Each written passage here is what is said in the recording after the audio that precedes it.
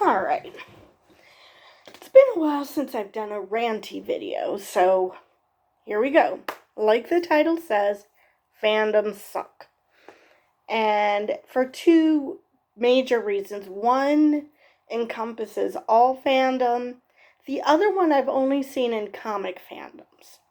But anyway, so the all-encompassing one are those fans who get upset when the writers are woke.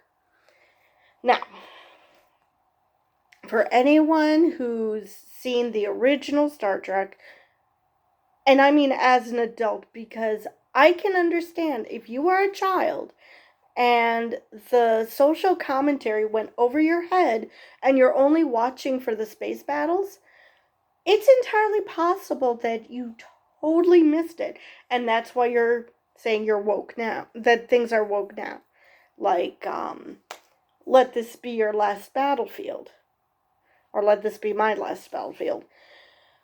I mean, how much more do you have to hit people over the head while yet sneaking past the censors? How much more do you have to hit people over the head in the 60s to know that that's a commentary on racism? I mean, you can't bypass that. So, and children aren't stupid. I find it hard to believe that you can watch an episode like that and claim that that sort of thing only exists in today's Star Trek. No, it's always existed. You just chose not to see it for whatever reason. Now, that's one example. That also happens in comics. Like, in Phase 4, we've been introduced to female superheroes. We've been introduced to heroes of color. And because there's very few white male heroes in Phase 4, people are losing their shit over the fact that, that it's not cool to be a white male. No, it's just that they're building this world. It's not that they're ignoring Bruce Banner, who is going to play a big part in She-Hulk, or at least a nominal part in She-Hulk. It's not that white males don't exist. You have U.S. Agent, who is kind of an anti-hero, but whatever. But so, yeah, white males exist. It's just that they're slowly building this world. The first 3 phases concentrated on straight white males. This phase is concentrating on people who aren't that, which does not mean that white males will cease to exist. So, there is that in Marvel. And then we have, I'm not going to really talk about the Arrowverse because, first off, I heard people claim that Greg Berlanti is doing this because he's an activist. I saw his non-CW stuff. No, I would not call it an activist TV show. Now, do they have a strange idea of what people watch the CW like? Maybe I'm the strange one, but they seem to be catering to your traditional CW audience, who apparently likes that crap. But anyway, and I'm saying this as someone who is a fan of the Arrowverse, even though maybe I'll watch Stargirl, but for the most part, but it's not because of the writing. Same thing with Superman and Lois. I do not watch that show. There's only so much teenage angst I can handle. And when adults act like they have teenage angst, it's so much worse. But anyway, so I'm thinking about watching it. I don't know yet. But for the most part, that's been the criticism of Arrowverse. And when people point out that this is the kind of storylines that happen in the comics, and so I can understand that it's storyline after storyline after storyline, so it looks like everything's being thrown at you at once. But still, comics and people who claim that, oh no, this is different. Is it though? Or is it just that they're throwing it all at you at once as opposed to spacing it out like the comics do? Because comics come out, what, once a month? In a certain series, so you have that opportunity to digest as opposed to feel like you're being inundated with a concept. At least they used to come out once a month, so I assume it's the same thing. Haven't read a comic book offline, a real life comic book, in a while, so there is that. So Arrowverse is slightly different because I can kind of see their point. But for the most part, saying things like, oh, well, if, you know, these people don't understand statistics. Oh, well, there's like this many queer people in a show. Okay. Are they all in one city? No. Then problem is what? It's a statistics fail. You do not say, oh, there's queer people everywhere. There's a queer person on every show. Yeah, because they're all their own self-contained unit. And there's one queer person. That is not overrepresentation. That is just you whining because you can't watch a TV show without seeing that. That's too bad. There are some of us who would love to get away from any type of romance, definitely straight romance, and we can't do it because TV shows seem to think that's what's going to draw in the women. Women like romance. No, they don't. Not all of them, and if it ain't well written, definitely not. So yeah, we have that group of people. Oh yes, and in Star Wars, I heard about this that also in the last trilogy, the last Skywalker trilogy, people were upset that Daisy Ridley had such a major role in that trilogy, and I'm like, Princess Leia existed. Just because she isn't fawning over anyone, which I don't think Princess Leia did either. Princess Leia was a badass woman and this was in the 70s. I don't see what the difference is. Why people are upset about Daisy Ridley. Is it because they can't jack off to her as easily as they can Carrie Fisher? Because when Carrie Fisher came back, people were upset that, oh my God, she aged. It's almost like celebrities are humans and they age. And she doesn't look like a skinny mini anymore, and she isn't the sex symbol that she probably was in the 70s. Oh no.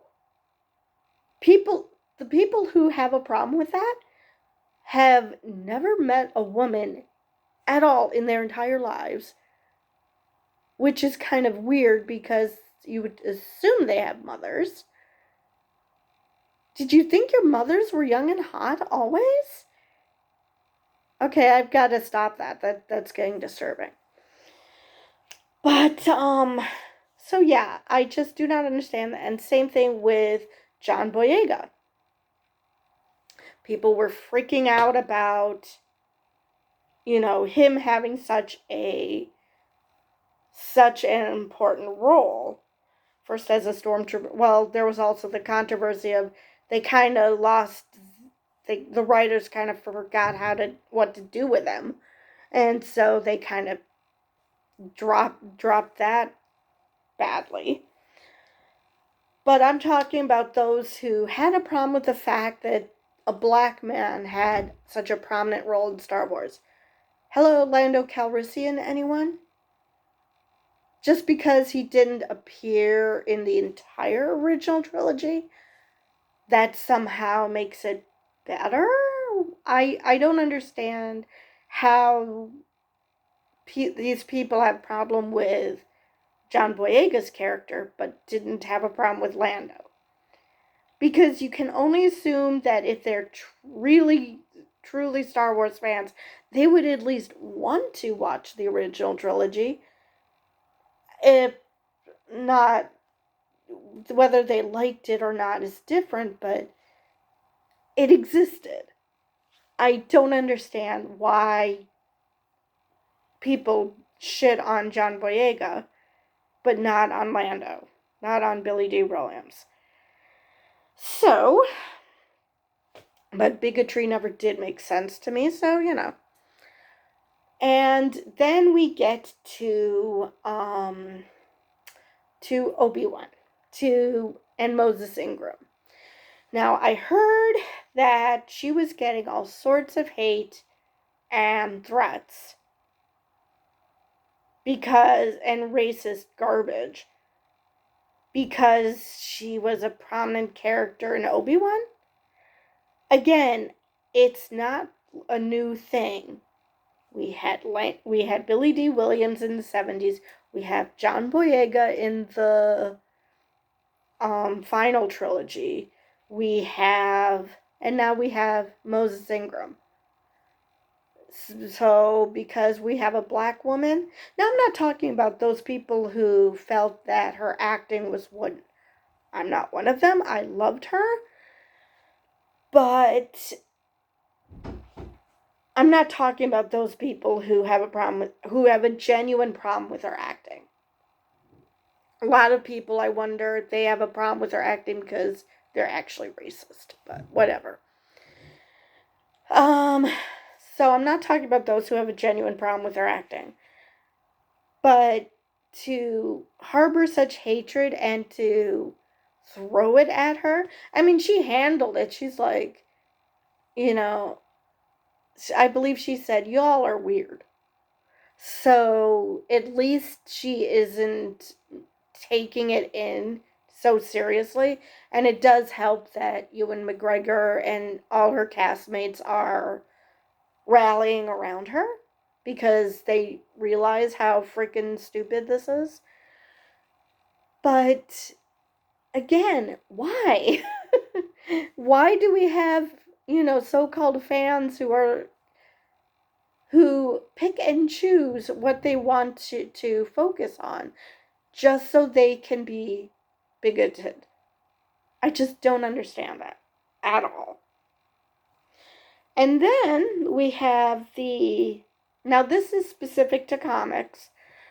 Since the original trilogy was first in Star Wars, yes, there are Star Wars comics, but they didn't come first, so that's different. So this is specific to comics. And that would be the comic purist. Now, I started reading comics in the late 70s through the mid 80s, I think. I didn't read comics that long.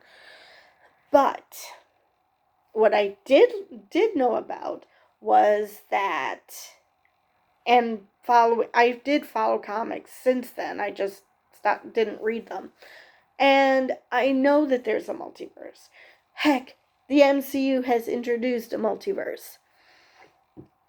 And how can you claim to understand that a multiverse exists and then bitch about origins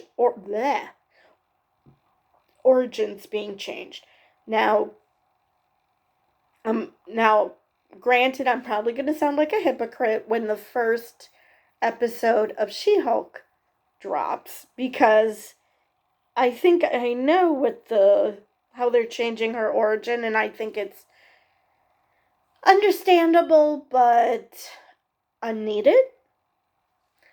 So I don't like it, but I'm not going to say that, oh, they should have just created a new character. No. And this is in regards to Namor, because now the powers that be at the MCU are trying to differentiate Namor from Aquaman. Because, let's face it, Aquaman has a very similar backstory to Namor. And yes, I reversed that because, yes, in the movies, Aquaman came first. In the comics, Namor did. And if they do a love triangle between Sue, Reed, and Namor, I'm just going to shoot myself. I mean, I couldn't handle it when I was reading that, before I understood that I was so not into this crap. And I was not into this. Like, no. Let's not do this. So, but people are upset. The multiverse exists. Now, granted, Kevin Feige has said this is a 616 universe, and even Iman Vellani said this can't be the 616 universe. And she actually told Kevin why it can't be the 616 universe, because she's that big of a Marvel fan. And I agree. There are so many number designations you could give. You could stick with the number designation it was already given in fandom, or you could make a new number, a number that isn't in the thousands and easy to remember. That would work. But I don't know. Most of this takes place in New York. Use the New York area code as the designation. I honestly have no idea what the New York City area code is, so I don't know. But there's ways around that. So I think that might also be what's causing the trouble. But this was happening even before it was officially announced that the MCU was the 616 universe. And again, multiverses exist. We had that frickin' Ultimates universe where all sorts of really gross things happened, like Scarlet Witch and Quicksilver being brother and sister, but also being in love. Or the Old Man Logan universe, where She-Hulk and Bruce were the only ones who could reproduce with each other. Otherwise, no reproduction on either of their fronts. So yeah, that's great. So we have gross freaking things that happened in the multiverse. I don't see how changing origins is that big of a deal. I mean, if you can read that crap and then whine that someone's origins were changed for whatever reason, like someone was complaining that everyone's origins keep changing. I'd like to ask them if they wanted to keep Shang-Chi's origins the same, which is, like, incredibly racist. No, you don't. You don't want Tony Stark to be from the Vietnam War because he would be a lot older. So we have to move things so they fit with the timeline. Comic books, you never age. The only time a character ages is if the comic book writer wants them to. In comics, no. The actors have this nasty habit of aging. So, yeah, like, I just watched Eternals. They made Sprite a human, which makes me wonder if she's going to still have her powers or she's just going to be a regular old human. But they had to do that to explain the fact that she ages. I mean, she was, what, 12 when she did the movie? So, obviously, she's not going to look 12 her entire life. The only person who does not age is Paul Rudd. Everybody else ages. I swear, this man does not age at all. I think he might be technically older than me. And yeah, he looks a lot younger. Anyway, so yeah, fandoms drive me crazy. I mean, there are still plenty of people who want to discuss the show and aren't going to be hung up on there being minorities in there or minority groups or that they're gatekeeping that, oh well, this doesn't follow exactly like the comics, so it's not a good show. Because you gotta simplify it for the masses, because let's face it, comics can get really messy and really weird really fast. And also, you've got to make it interesting for the comic book fan. I mean, do you really want to go to a movie or watch a TV show where you know exactly what's going to happen? I mean, yes, I love spoilers, and there are certain scenes that I'm like, oh, I've got to see this, even though I know what happens, because it's going to look super cool. But for the most part, you don't want to know every little thing that happens. I mean, I don't care if I do, but somebody might not. Most people probably don't. So you've got to make it exciting for the comic book fans to not necessarily know what to expect, or at least I know what to expect, I just don't know how they're going to get there. Because let's face it, there are certain things that happen in comic books that do not translate to the big screen. Live action just does not do it justice, so there's really no point in doing that. So, yeah, so fandoms suck for those two main reasons.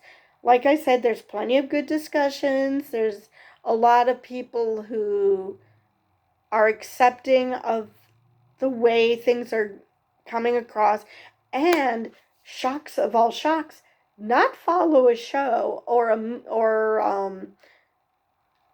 discuss a movie that they did not like or they didn't watch because they figured they wouldn't like it. That's really easy to do. You don't like something? Why shit on it for everybody else? It's your opinion. Everybody's entitled to one. But don't act like your opinion is the real fan's opinion, which is what makes it even more annoying. Oh yeah, real fans wouldn't like this for blah blah blah blah blah. No. You don't like it for blah blah blah blah blah. So, yeah, those are the main things that make fandoms suck. And like I said, not all fans are like that. Unfortunately, the ones who are either sad, pathetic trolls who are doing this and don't actually believe it, or those who do believe it, are usually in the majority in the discussions. You just can't get away from them. I mean, I have been in part of threads you don't that you don't get a lot of that crap. But for the most part, I actually had to leave my Star Trek fandoms because it was just so toxic. You couldn't even say happy birthday Ian Alexander without people going full transphobe. It's like, really, you're just saying happy birthday to someone. Why do you feel the need to constantly harp on the fact that they're trans?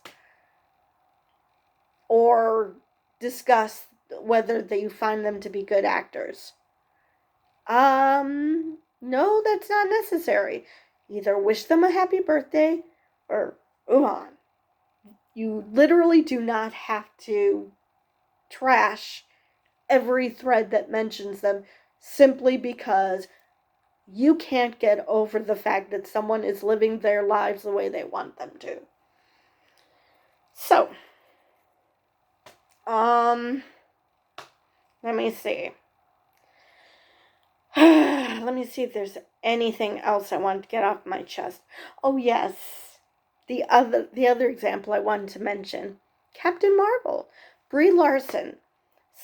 She made the mistake of actually telling a white male that not all movies are geared towards their demographic, because oh my god, that is just the biggest sin, that not everything is geared towards their pleasure. Yeah, you don't like something, maybe it's not geared towards your demographic, and maybe you should set this one out. And that's the other thing, and I'm noticing this mostly of white males, sometimes it's males with Arabic names. They don't seem to understand that just because this isn't geared towards a man, or that there aren't men that women rely on, that somehow that is the biggest sin, because how can you not acknowledge that men are the center of the universe? Easy. You're not. I mean, white men used to be the center of the universe, but guess what? Not anymore, and that's not a bad thing. Just get over it. I mean, we're not saying that you're lesser than, we're just saying you're not better than, just because you happen to be white or male. And I try to acknowledge my privilege. I'm a white woman. I realize that I have some privileges that other people don't. I acknowledge that. I'm not going to bitch about the fact that people are claiming that I have privilege, because, yeah, I know that. I know in certain instances I do. I'm not going to whine about that because I'm aware, and understanding that fact does not hurt me, because I don't think that other people should be considered lesser than me simply because of the color of their skin. I have no problem with that. The people who do have a problem with that are those who think that they should be put on a fucking pedestal. No, you don't. And if you feel that you should be put on a pedestal just because of the color of your skin, or the fact that you happen to have been born male, you don't belong on a pedestal anyway. Because there's a lot of great reasons to put someone on a pedestal. The fact that they were born white male, no, not gonna happen. Not a reason to feel that you belong on a pedestal. So, I think I've ranted on long enough about that. So, probably the next time you will see a video from me is She-Hulk, unless something else happens to piss me off. So, see you next time.